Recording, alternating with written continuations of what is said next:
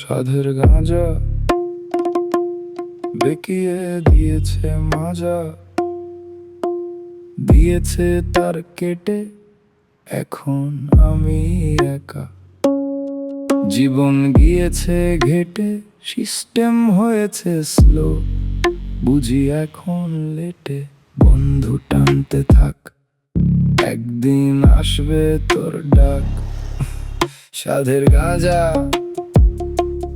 বানাবে তোমায় ফকির, শুরুতে থাকবে রাজা, শুরুতে তুমি গুরু, তুমি সেরা, শেষে আর হবে না ঘরে ফেরা।